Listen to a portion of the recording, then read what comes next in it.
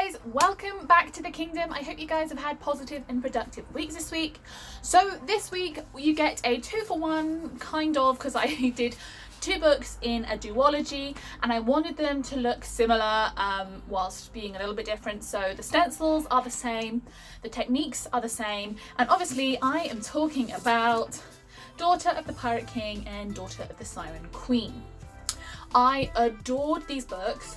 These books were the first book by Tricia Levenseller that I ever read, and I fell in love immediately. They are about a female Jack Sparrow, pirate, sassy, brilliant. I absolutely recommend it. There were genuinely parts when I was laughing out loud. Highly, highly, highly recommend these books. So I will show you guys what I did. I did waves with white outlines, two-toned waves, so they've got a slightly greeny blue and a darker blue background with some red ships to highlight the pages. On the end I just left the wave design because I really liked the wave design. But yeah, that's what I did for these books. So issues I had. Number 1, as you guys can see, deckled edges. I need to invest in some kind of planer. If you guys have got any ideas, shout them out. Please put them in the comment section below because I need a flat surface. As you guys will see, this stencil in particular was really tricky to work with. I think it was very thin. I went in with white paint afterwards to clean up, but it's very difficult to clean up with a light colour, particularly something like white, because everything just shows through it. But I think the overall effect was quite good, and I do like the little red ships that I've put on the waves. I do think that they've come off quite nicely. Obviously, you know, this is a book about pirates. I did want a pirate ship. However, I don't think you necessarily needed the ships to get a nice effect on the book. But yeah, that's kind of enough wittering from me, and we'll jump into the time lapse.